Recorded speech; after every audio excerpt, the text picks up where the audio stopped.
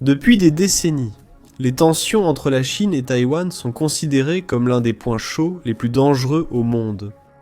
Étant donné le rôle central des deux nations dans l'économie mondiale et leur proximité avec d'autres pays tout aussi importants comme le Japon, la Corée du Sud et Singapour, un conflit autour de Taïwan aurait des répercussions majeures à l'échelle mondiale.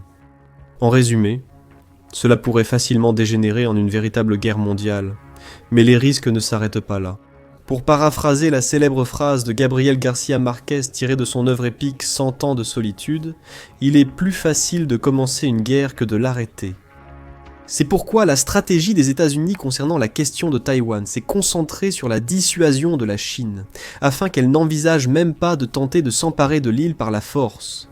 Des doutes persistent sur l'efficacité des stratégies de dissuasion américaines et taïwanaises face à une possible invasion chinoise. Si la Chine décidait d'agir et imposait un blocus ou lançait une invasion.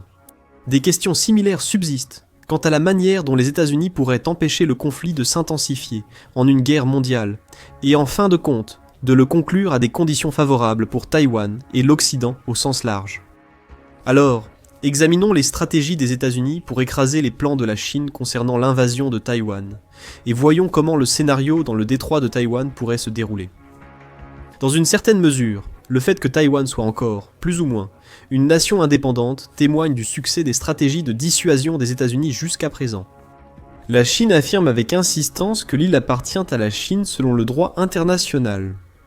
Elle n'a jamais caché vouloir réunifier ce qu'elle considère comme son territoire avec la Chine continentale.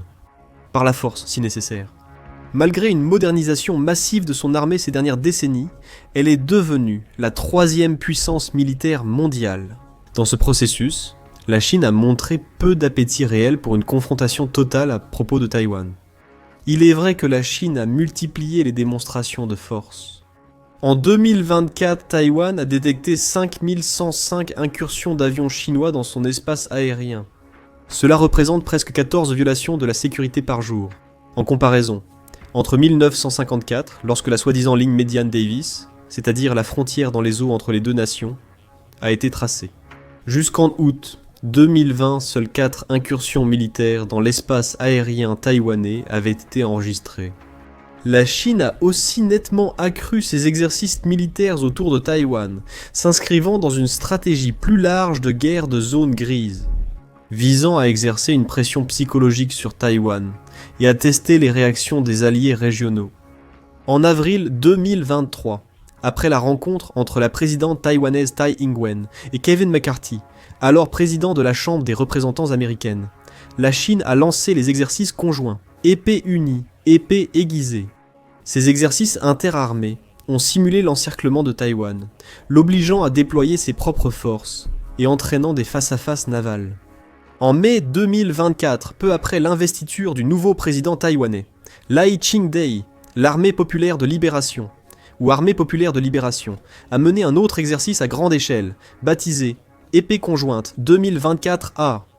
Cette fois, l'accent portait sur les frappes de précision, les essais de missiles et les opérations de drones. Un autre grand exercice, non annoncé, a eu lieu en décembre de la même année, décrit comme le plus important depuis près de 30 ans. Environ 60 navires de guerre de la marine de l'armée populaire de libération et 30 navires des gardes-côtes chinois ont simulé des blocus, des attaques contre des navires étrangers et l'établissement de barrières maritimes sur la vaste zone allant de la mer de Chine méridionale jusqu'aux îles Ryukyu du Japon. Mais on peut dire que les exercices les plus inquiétants à ce jour ont eu lieu en avril 2025. Les manœuvres, baptisées Tonnerre du détroit 2025A, ont impliqué 135 aéronefs et l'établissement d'une posture de blocus naval à double sens dans un rayon de 220 milles nautiques au sud-est de Taïwan.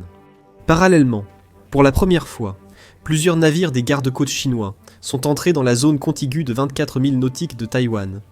Un geste hautement conflictuel. Cependant, comme le montrent ces exercices, l'objectif principal de la Chine semble être moins d'envahir l'île que de l'encercler.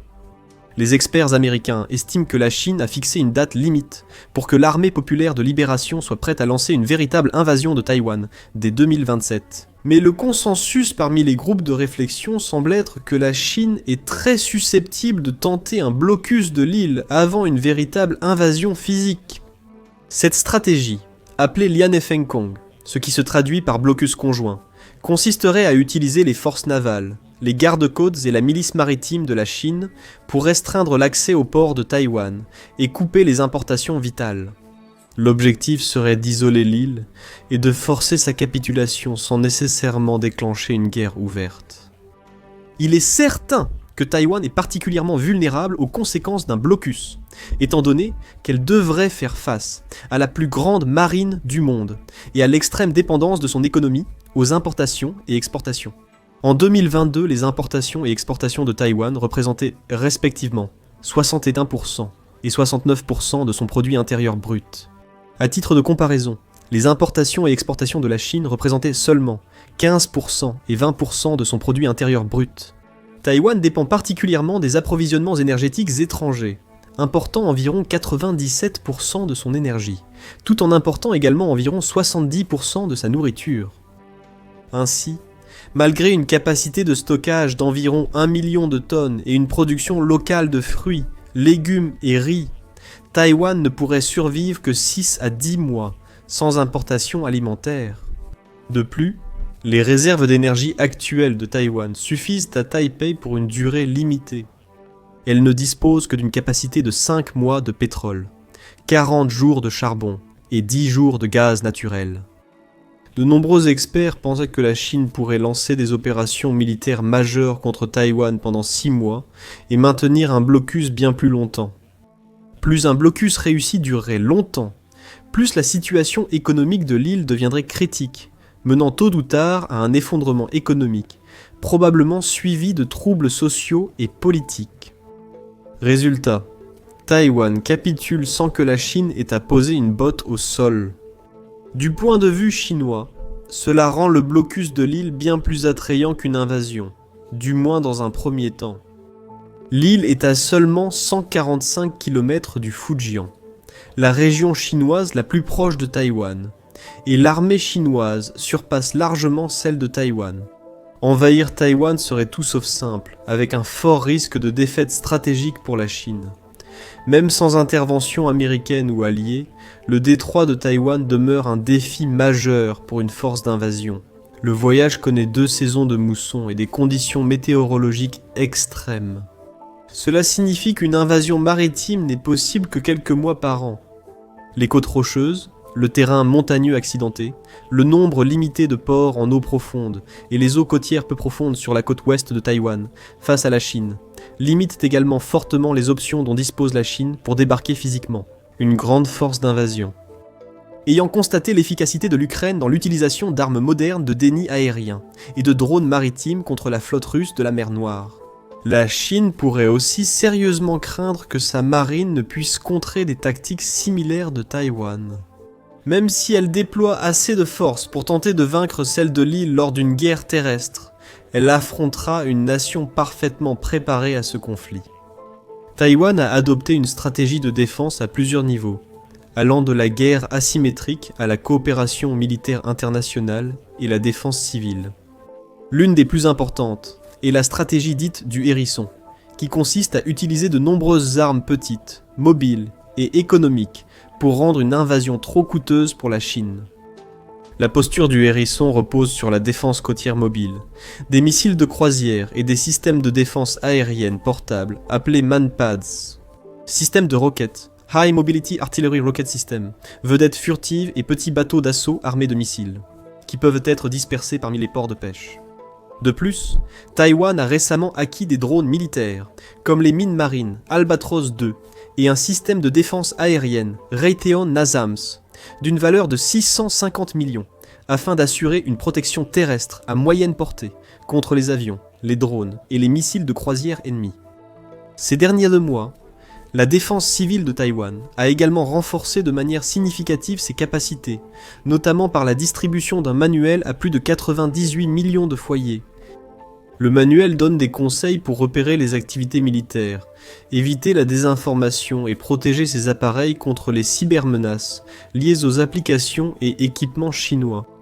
De plus, En juillet 2025, Taïwan a mené l'un de ses exercices militaires les plus vastes depuis des décennies, et l'a fait correctement. Dans les villes de Taïwan, des chars ont défilé dans les rues, accompagnés de plus de 20 000 réservistes. Des armes ont été transportées via les réseaux de métro souterrains, et des frappes ont été simulées contre des infrastructures critiques. Les alertes de raids aériens ont vidé les rues, les parkings et stations de métro servent d'abris anti-bombes, tandis que écoles et centres civiques sont transformés en centres de secours et pôles médicaux d'urgence.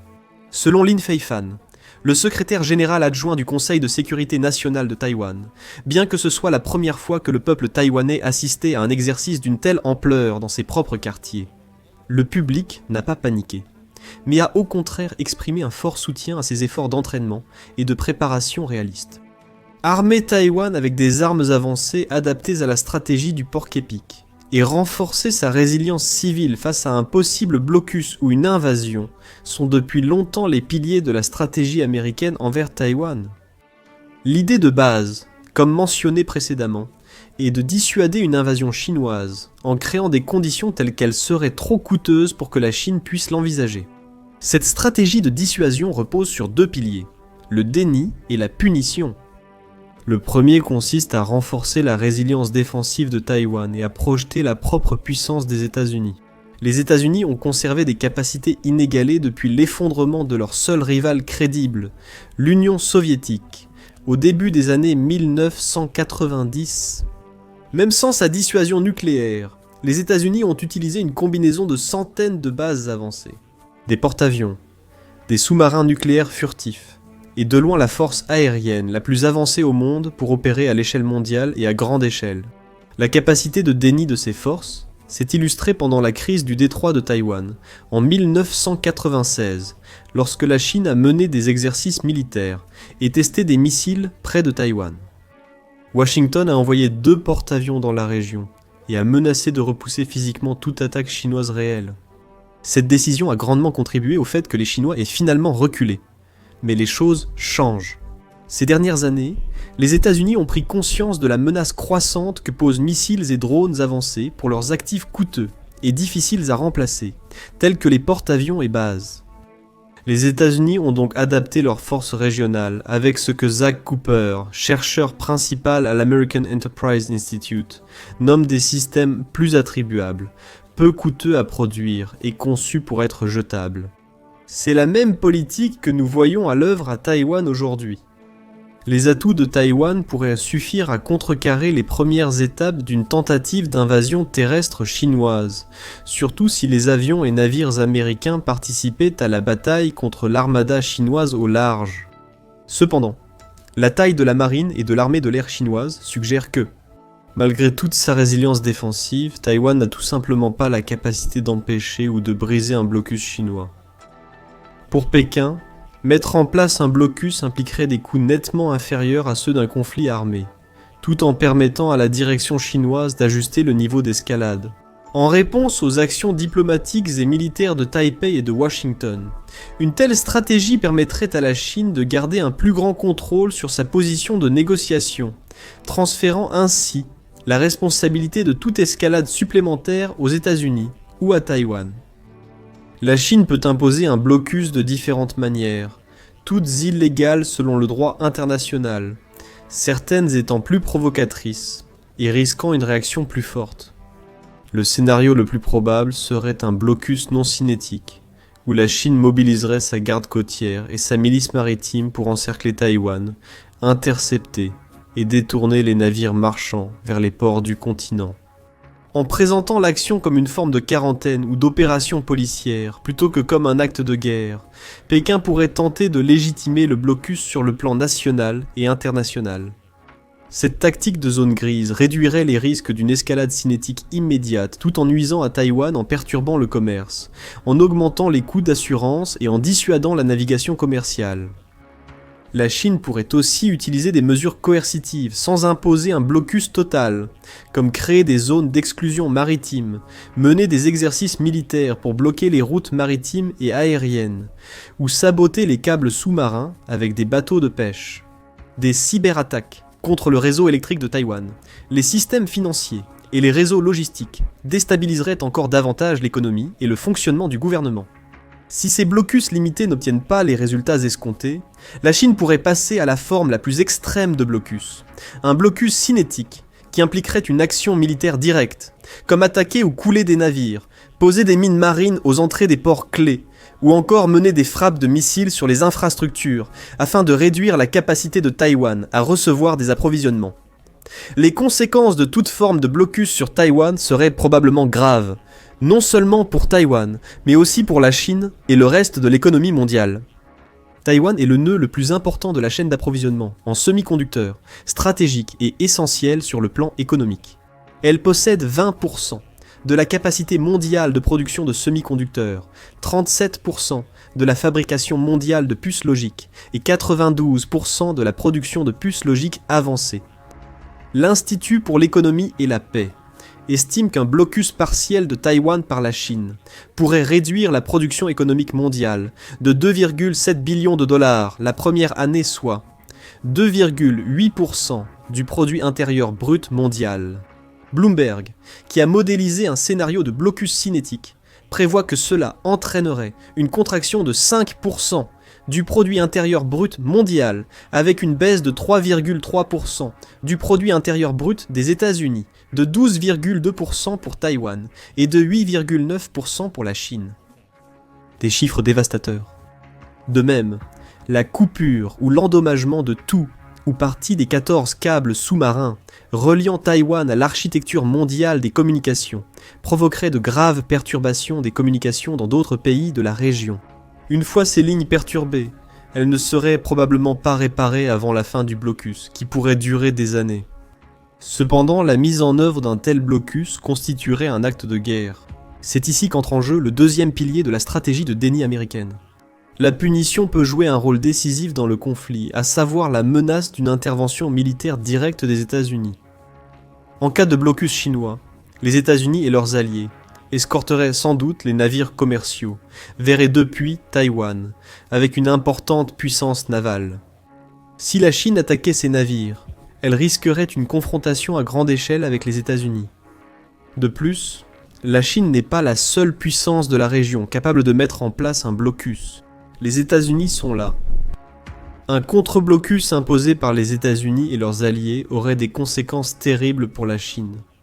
La série de bases américaines constituant ce qu'on appelle la première et la deuxième chaîne d'îles s'y trouve en grande partie. Pour cette raison précise, afin d'imposer un blocus naval total contre la Chine, si nécessaire. La dépendance de la Chine aux routes maritimes, surtout via la mer de Chine méridionale et le détroit de Malacca, par où passe 60% du commerce maritime mondial, la rend très vulnérable aux perturbations. Un blocus naval infligerait donc de graves dommages économiques. Certaines estimations suggérant une contraction du produit intérieur brut chinois d'environ 9% dès la première année d'un conflit.